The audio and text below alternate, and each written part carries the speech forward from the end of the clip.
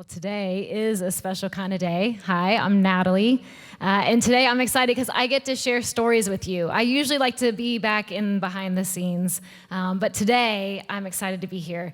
Today is a day for story. We have been leaning into understanding Jesus' mission, and to understand his mission, we have to understand the story we are living in, and I love stories. But there's one story that I never get tired of because it is the story. It is the truest story. It's the foundational story to all other stories, and it's the one that we are living in. It's God's story, and it tells us who he is and what he wants for us. We've been walking our way around the story of God these past few weeks, so I'm going to give us a quick refresher. I'm going to go quick, but if you want more, I encourage you to go back and check out some of the past Sunday messages, or better yet, find out if someone you sit by happens to actually be familiar with this story and see if they could walk you through it. We see, starting in Genesis 1, that God made the heavens and the earth and all that was in them, and it was good. And we see that he made us for these core relationships in the middle. We recognize that he made us, humankind, to rule and to reign with him here on earth, to bring forth goodness, to multiply goodness, to bear good fruit. But it only takes a couple chapters, and by Genesis 3, we've completely broken everything. We see this in our ancestors, Adam and Eve, but we know within ourselves that we all have this human propensity to break things. Most clearly evidenced through close observation of this creature known as the human toddler, who can literally break everything. But we too, like toddlers, constantly try to exert our will, acting as though we were able to rule and reign on our own behalf, forgetting that we were created to bear God's image and to execute his will on earth, not ours. You see, we were meant to represent God, not steal his throne. But God does not change his plans to work with humanity. And although we can never seem to hold up our side of the relationship, he continues to step toward us through becoming one of us in Jesus. So Jesus becomes the human that we cannot be, God's perfect image here on earth. He alone is capable of perfectly partnering with the Father to do his will on earth. And in doing so, he makes a way for all of us to be joined with him, united with him in his life, death, and resurrection. And this is what we celebrated at last week's homecoming weekend, the evidence that Jesus is still reconciling us back to God. Yes.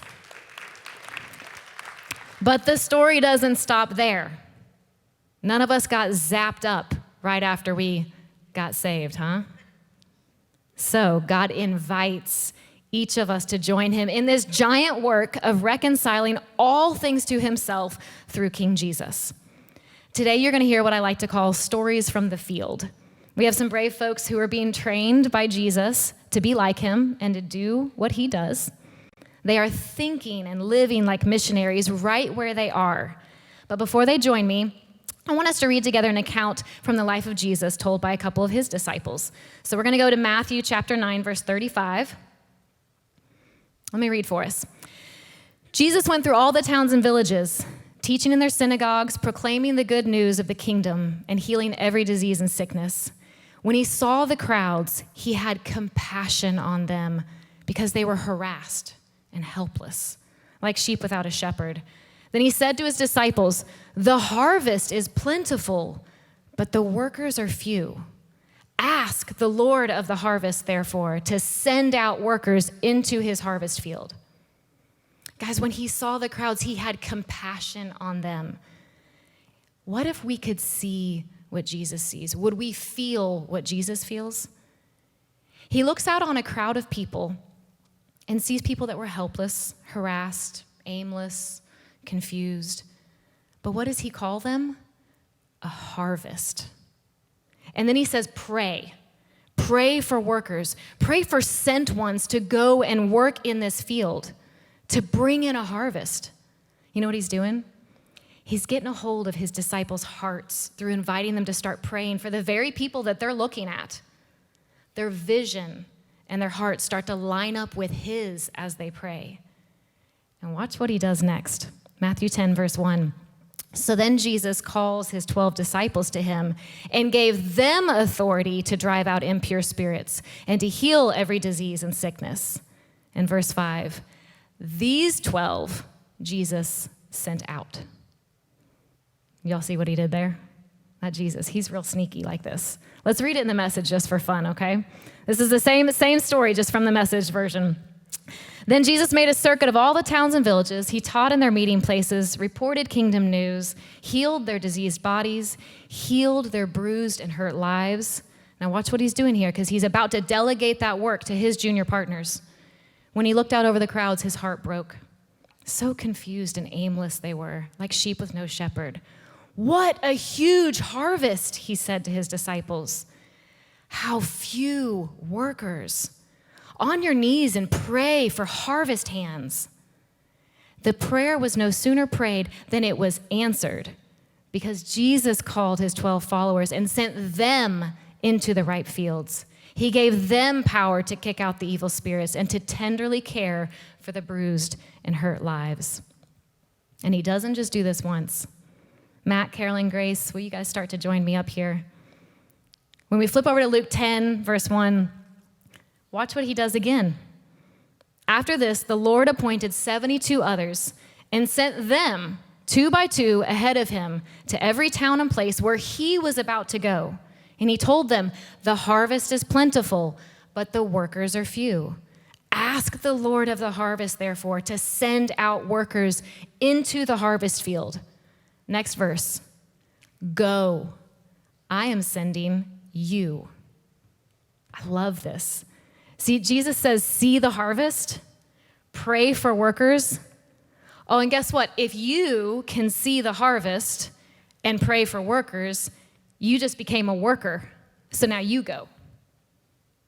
Luke says Jesus sent out his followers ahead of him to every place he was about to go. He trusts his disciples to be the front line, living on the redemptive edge of his plan to reconcile and renew and restore all things to himself, thinking and living like missionaries and becoming sent ones. Will you guys give a round of applause? Help me welcome my friends up here.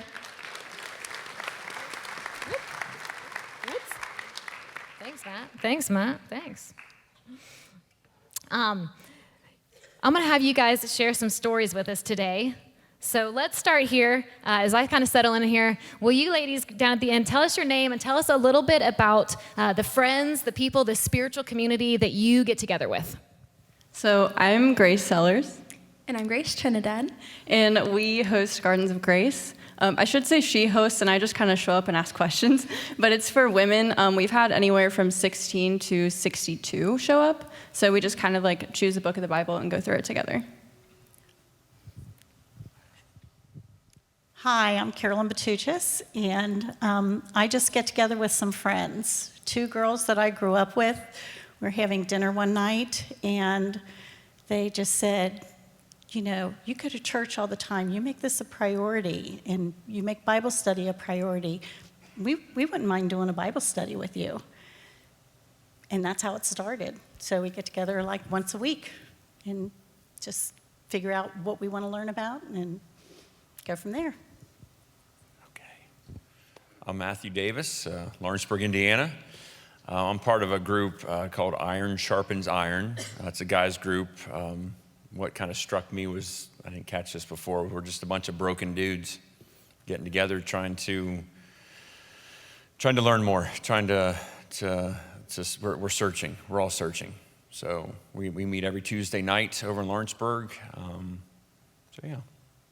Matt, hang on that microphone. How did it start that you guys, how did it even get started that you guys started gathering together? Because you're gathering in your workplace, right? Yeah, so my boss was gracious enough. My office is right off the interstate, right there by like Greendale Cinemas in Lawrenceburg, so it was kind of perfect for anyone from Kentucky, Ohio, Indiana. It was just a perfect spot. I honestly kind of got some push from some good friends that challenged me to do more, honestly, to be more, because I guess I never really felt worthy. I'm like, no, I'll be the worker. I'll be the worker. You tell me what to do, I'll get it done, but I can't be the lead.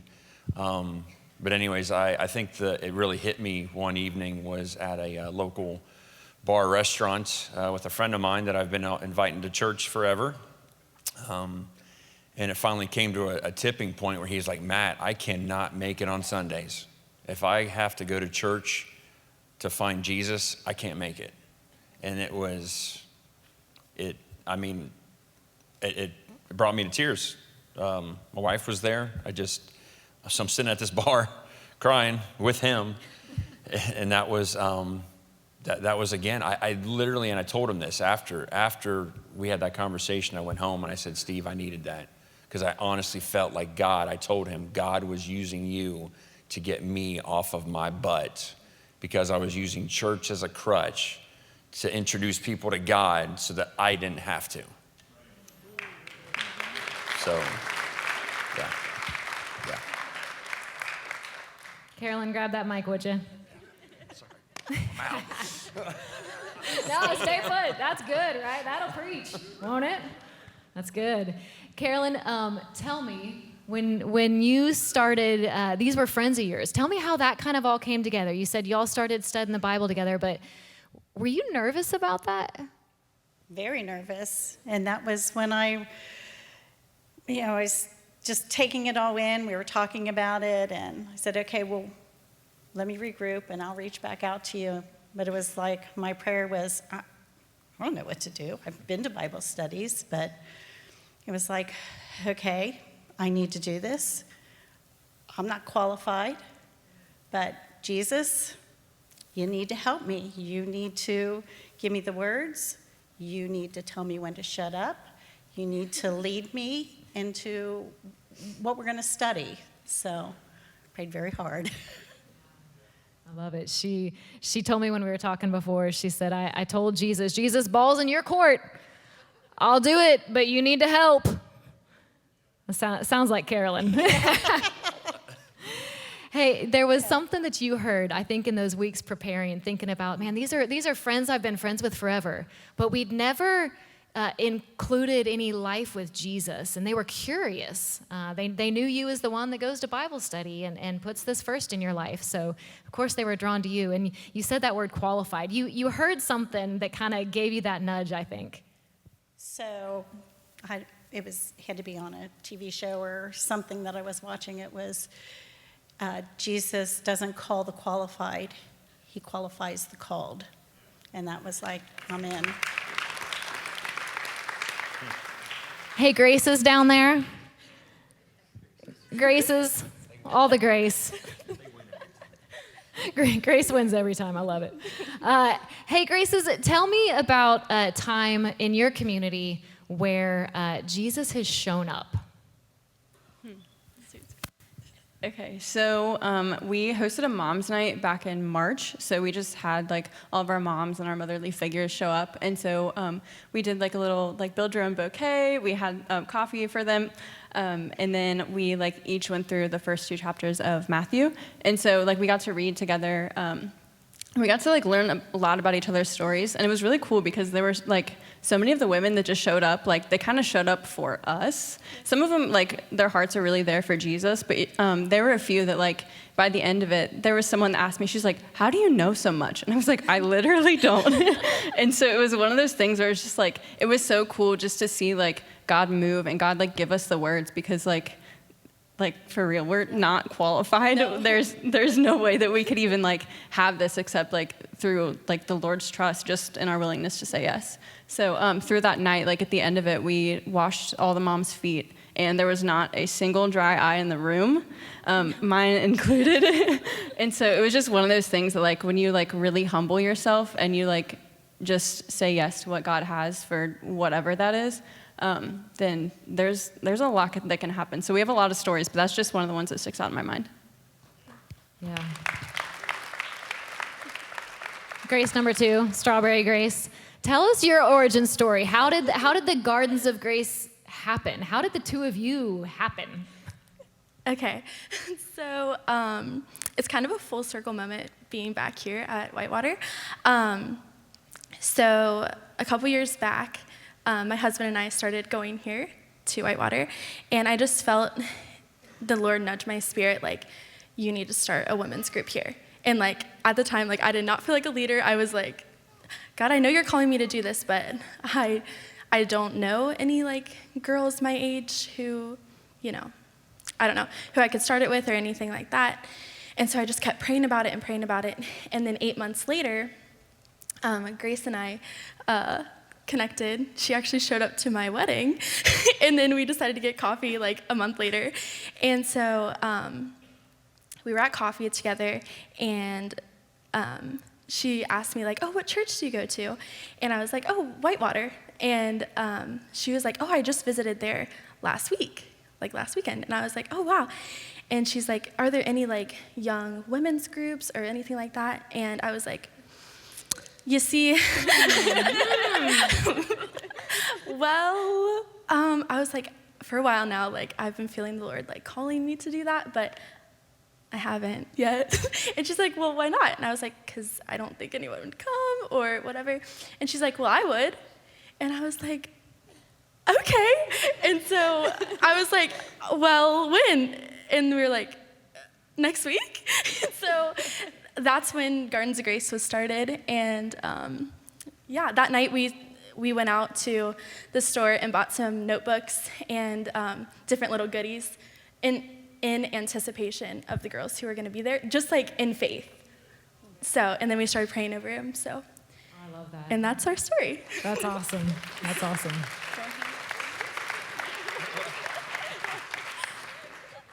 Matt, I got a question for you.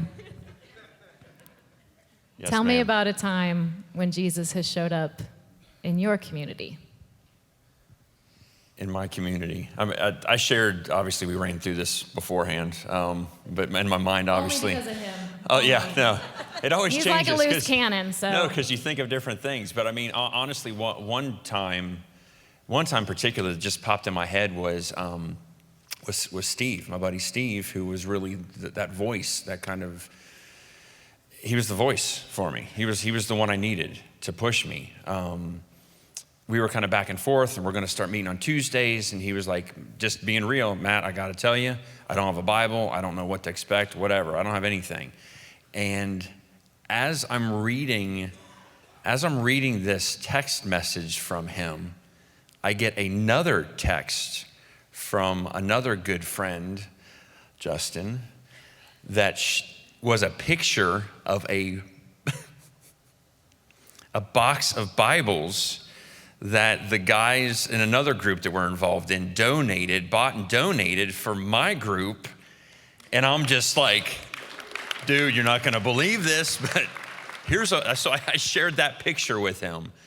And these are those little moments that I'm like, dude, God is real, man. God is so real. If you want to see and know that he's real, just look at this. There's too many, oh, that's just a weird coincidence. That's just a weird coincidence. It's not a coincidence. It's all God doing that. So that was just, anyway, that was on my mind. So yeah. That's so good. That's so good. All right, Carolyn can start. Yeah. I want to take a handful of minutes here. You guys have painted some amazing pictures, right? Like, this is really cool stuff. This is just them showing up, saying, okay, Jesus, I'll take a step. And look at these amazing stories that come out of it. But I want to give you guys a chance. Is there one final story you want to share with us? Or I'm going to ask this question, because you can answer this question too. Because we know that relationships and growth are not easy. Russ said to us a couple weeks ago, Jesus' disciples never got trained in places of comfort. So my question for you guys is, what are you learning in this process as Jesus is training you to be like him and to do what he does? What are you learning? Patience, for one. Flexibility. Monday night doesn't work. What about Tuesday? What about Wednesday? When can we do this?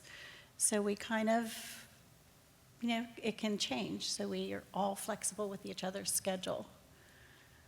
So, but Yeah. we haven't had any really, except for we know we're all there for each other. So, but we've had that. we're lifelong friends, so. But you shared with me something really cool about this group of ladies too, that it's not always you that hosts.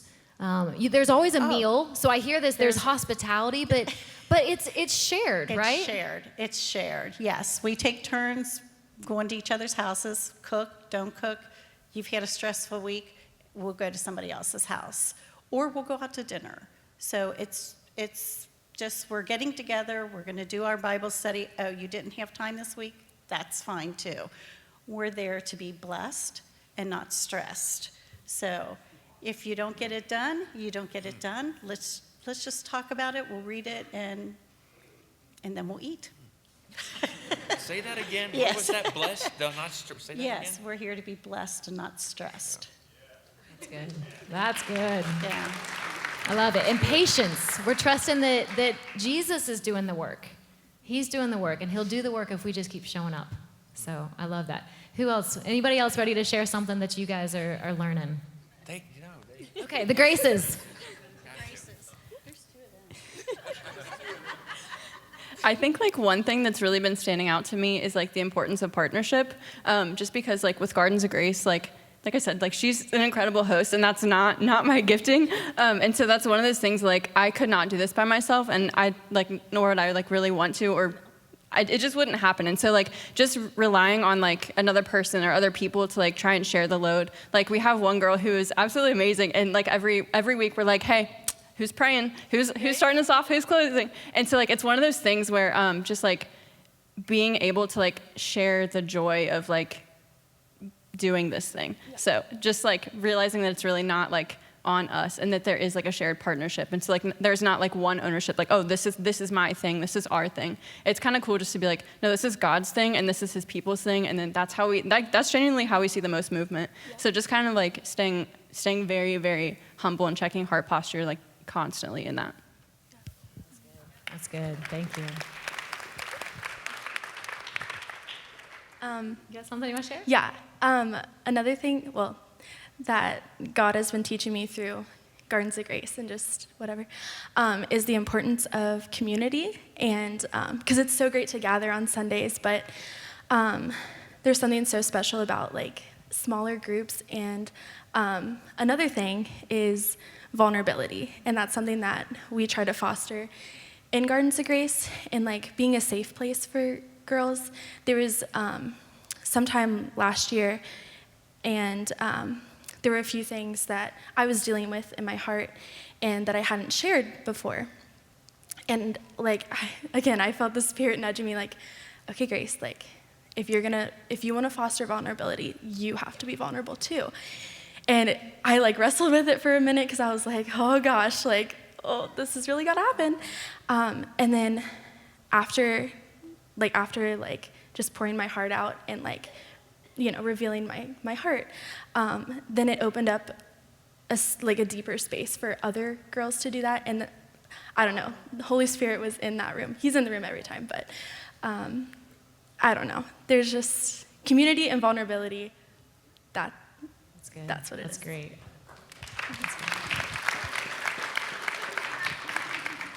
Matt, tell us what you're learning. Yeah, my mind's going right now. When I first started, I mean, not when this first started, I felt him saying, feed my people. Matt, feed my people.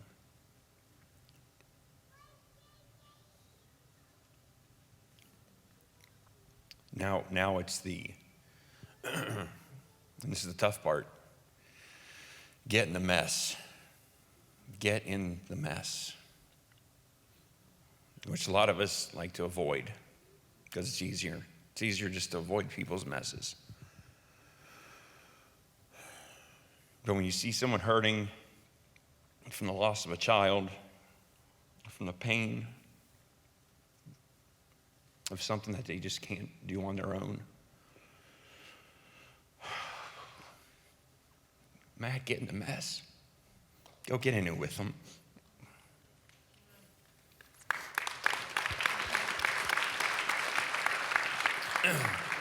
But the one thing, it's not. I can't do this. Like you said, you can't do this. You can't do this. None of us can do this. God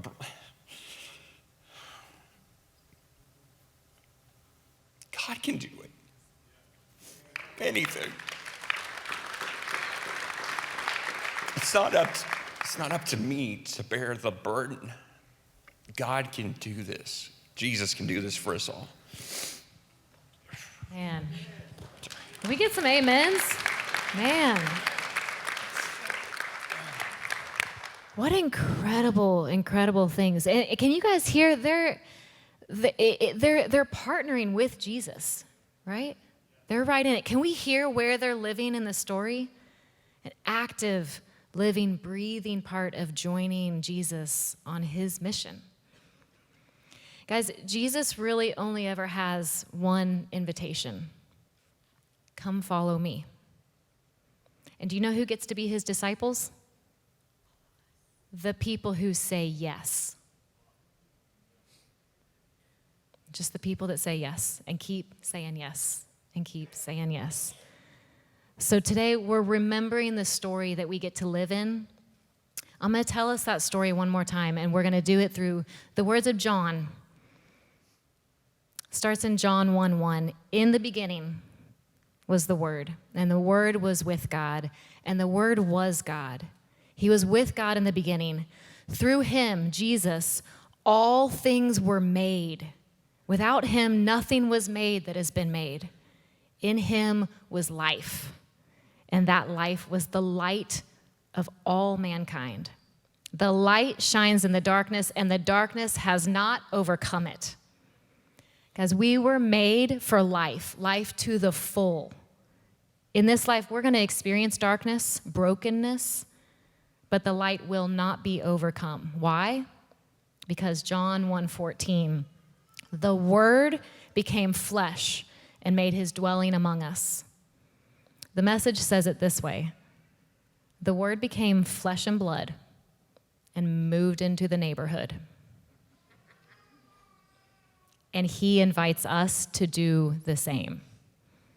Just like he moved into the neighborhood to show and to tell and to be good news, so should we.